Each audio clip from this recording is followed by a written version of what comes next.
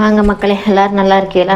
நான் வந்து காரக்குழம்புக்கு செய்ய போகிறேன். இது கத்திரிக்காய், இந்த மாதிரி கத்திரிக்காய் எடுத்துக்கோங்க. இது நல்லாயிருக்கும் காரக்குழம்புக்கு. 2 வெங்காயம், ஒரு முருங்கைக்காய், 15 பல் பூண்டு, ஒரு இவ்வளோ சைஸ் புளி ஊற போட்டிருக்கேன், 4 தக்காளி பழம், 4 மூடி தேங்காய். நான் தக்காளியை நல்லா கையில் தான் நான் வசச்சு விட்டுடுவேன். சாம்பாருக்கு மட்டும்தான் குக்கரில் தக்காளியை போடுவேன்.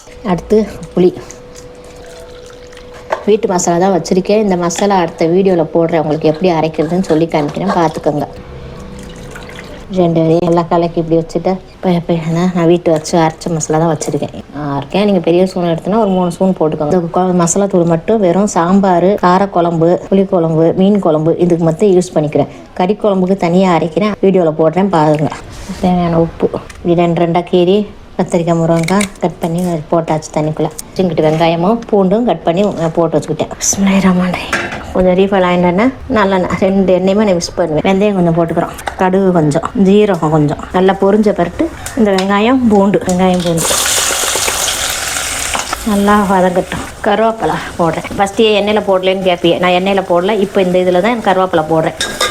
இந்த குழம்பு நைட்டு வச்சோன்னா காலையில் இருக்கும் பசங்களுக்கு சாப்பாடு கட்டி கொடுத்துரு. ஏதாவது ஒரு பொரியல் பண்ணி கொடுத்தோன்னா எடுத்து கிளம்பிடுவோம். ஈஸியாகிடும் நமக்கு. காலையில் எழுந்து சாப்பாடு கட்டி எவ்வளோ நல்லா வதக்குறோம் எண்ணெயில். குழம்பு அவ்வளோக்கெவ்வளோ நல்லா டேஸ்ட்டு கொடுக்கும். நான் தனியாக அரைச்சி வச்சுருக்கேன் மிளகாத்தூள், 1/4 ஸ்பூன் மட்டும் மிளகாத்தூள். இப்போ முருங்கை கத்திரிக்காய் வச்சுன்னா எண்ணெயில் வதக்கலாம். ஒரு 5 நிமிஷம் மூடி போடுவோம். பாருங்கள், நல்லா எண்ணெய் பிரிஞ்சு நல்லா வதங்கி கொத்தமல்லி போடுவோம். இப்போ நம்ம மசாலா தண்ணி ஊற்றுவோம். அதுக்கு பேர் எங்களுக்கு மசாலா தண்ணி. சில பேர் இப்படியே வச்சு காரக்குழம்பு சாப்பிட்லாம். நீங்கள் தேங்காய் ஊற்றாமல், நான் கொஞ்சம் தேங்காய் ஊற்றிக்கிடுவேன். ஏன்னா கொஞ்சம் புளி சேருது இல்லை, தேங்காய் ஊற்றினா அதுக்கு ஈடு கட்டின்னு நல்லா இருக்கும். இப்போ மூடி போட்டுரும், கொதிக்கட்டும் ஒரு 20 நிமிஷம். நல்லா பாருங்கள், தலைன்னு குழம்பு நல்லா திக்காக கொதிச்சு வந்தாச்சு. இப்போ இவங்களோட இந்த தேங்காய் பால், ஃபஸ்ட்டு தேங்காய் பால் நல்லா இருக்குது, ஊற்றிடலாம். 2 கொதி தான், ரொம்ப கொதிக்க வேணாம், அதோடு ஆஃப் பண்ணிடலாம். நல்லா கொதிச்சிருச்சு.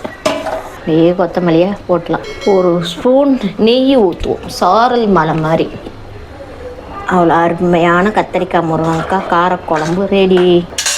பிடிச்சா ஷேர் பண்ணுங்கள், சப்ஸ்கிரைப் பண்ணுங்கள். பாய் மக்களே, தேங்க்யூ.